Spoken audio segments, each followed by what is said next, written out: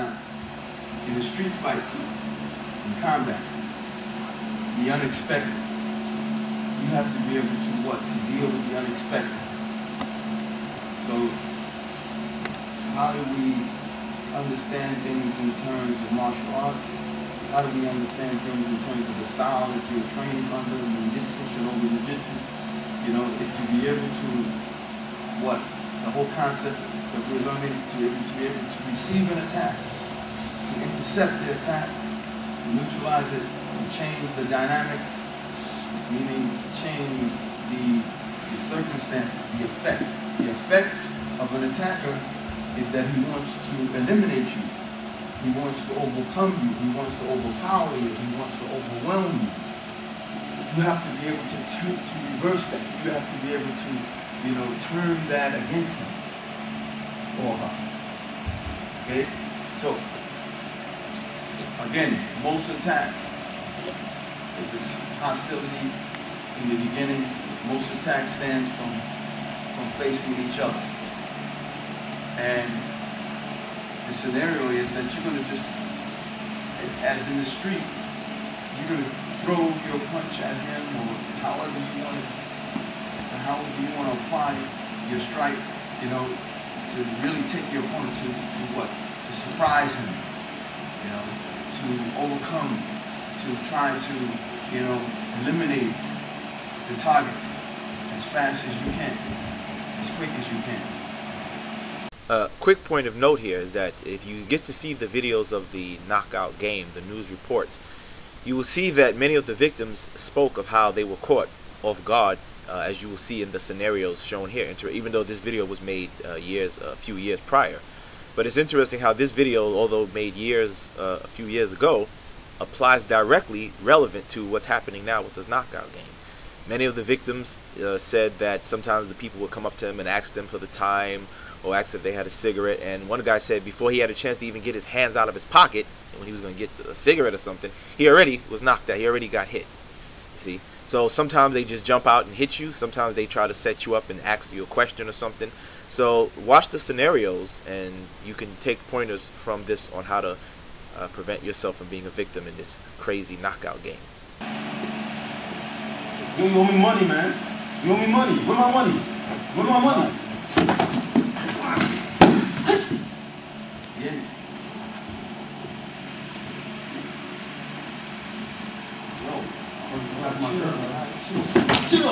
Yo, chill. Just ask me for the time. Excuse me, sir. You got a time? No. You okay? So, you okay?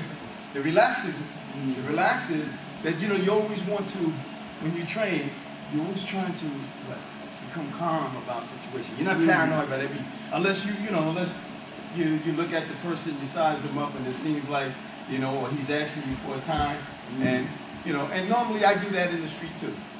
You know, when people ask me for money, and pretty much, I don't like the circumstances in which he's asking me these questions. So I would just wave him off from the beginning, especially when I can size him up, you know. But if it's a person, you know, from the beginning, is that you're moving, you're responding from reaction, rather than always trying to respond from focusing on the opponent and waiting or anticipation, you know.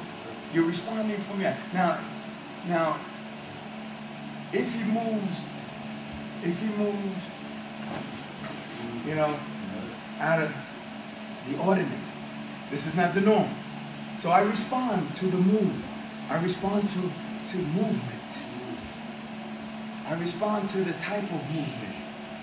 Just like I showed you in the scenario, when you walk in the street, you're not walking like, you know, here. But if you're walking the street, you're walking on, and I respond to movement. You see? So the effect of his movement causes me to respond.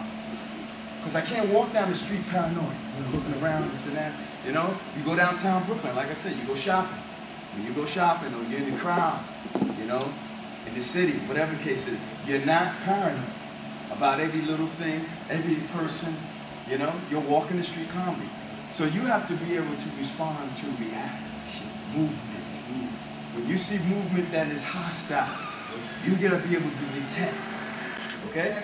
For the time, it's under the normal circumstance. Now, quite naturally, you know, I'm on point because it's a stranger. But the point is that not every, you know, I can't be like pinpoint every move. So what I do is I empty myself of fear, hopefully. I empty myself of anxiety, worrying about, you know, is this guy going to attack me or not, or in anticipation. What I do is if I empty myself, then whatever movement, whatever response he projects, I will be able to absorb it without any interference. You see? Without being in conflict with myself. So the point is that we're standing calm.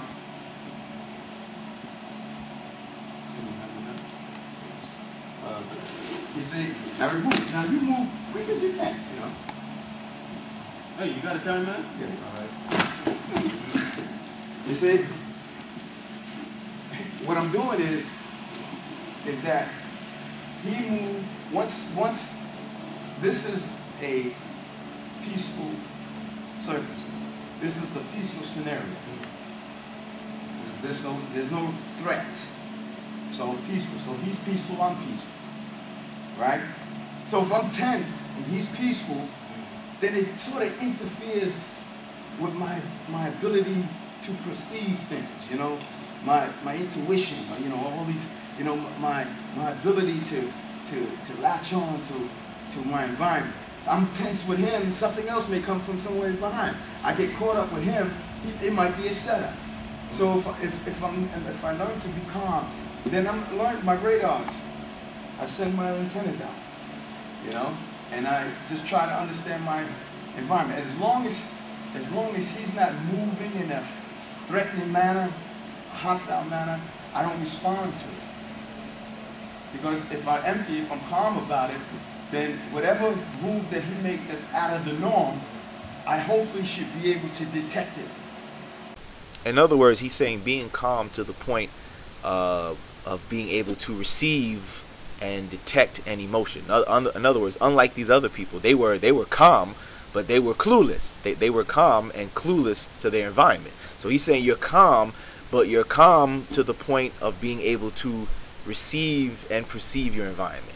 That's what he's saying. Not calm to the point like these people. They were calm, obviously, but they were calm and unawares and got knocked out. He's saying you're calm because you're listening and feeling, in a sense, for any, you know, out of the ordinary movements.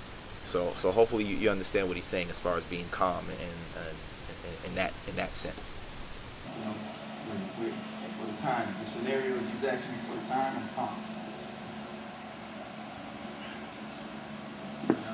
No, see, if you look around like that, if you do that, then I know there's something happening. Because you looking around to say anybody looking. So I'm a street person. So right away I'm detect that there's some hostility going on. You know? So right away, what is my recourse? When he does that, do that again. Do that again. So you have the time? No, I don't have the time. You know? I don't have the time. Because right away I'm already detecting that, you know, he's looking around. I'm a street person, so I know all the signs and the symbols and the body language and so forth and so on. And that's what you got to be into. So once I see that, look, man, this seems to be a setup. I don't have the time. I don't have the time. You know, say, you got $1? No, I don't have $1. You know, or when he comes up, no. They come up to me to the car. You know, no. I wave them away right away. They don't, no. Now, after I wave them away, that means that I'm protecting my space. After I wave the person away and he continues to be persistent right away, now I have to get into a defensive mode. Because now I said, okay, now he's not respecting, you know, my command. He's not respecting, not my request, my demand that, look, no, I don't have anything, stay back, go away. So once I see that, no, he's persistent, so now I have to detect that he has that much courage now, and that much gall, you know, and audacity, that means that he has something, he's confident, You know, he's coming up. He's not responding to my command. So he has to. Now it puts me on guard. Now I don't want you to look around. I want you to be like you're a normal person. You're a seasoned street person. So that means that you can't give me no indication that you get ready to do anything. So you look around, right away. I said, wow, you looking around. What are you looking around for? The watch is over here. The person who you asking for is over here. Why you have to look around? So right away, being a street person, I'm saying, he's looking to see if anybody around. He's getting ready to make a move. So before anything happens, I don't overreact. I just tell him, I said, I don't have the time. Now I know if I say that and he pursues me, then I make my move, inshallah, after that. Okay? But now in this situation, I'm not detecting anything hostile. I'm not experiencing any risk, danger, or risk factor here. All I know is that he's asking me for the time. I'm ready, hopefully. See, I don't want to have to pinpoint danger to be ready for danger. I want to be ready for danger when danger presents itself. You understand? So if I train myself in that mode, that means that I don't have to look for danger, or I don't have to look for the signs of danger. I can respond to danger whenever it rears its head, whenever it makes the move, whenever it exposes itself. So if I can it's better training yourself in that sense, right? So that I don't have to, because you may be wrong in some instance. But if you wait for danger, if you detect danger when danger presents itself, then you can hopefully respond to it every time it does. Okay? And you're calm about it, You're calm, you look like an innocent person, you're coming up to me and you're asking me for the time. Oh yeah, oh!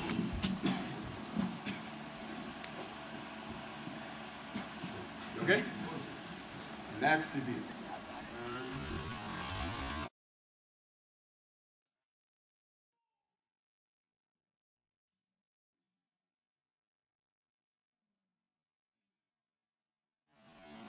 That's the deal. Without hurting, you just boom. You come like light. Your hands become like light. You move like lightning.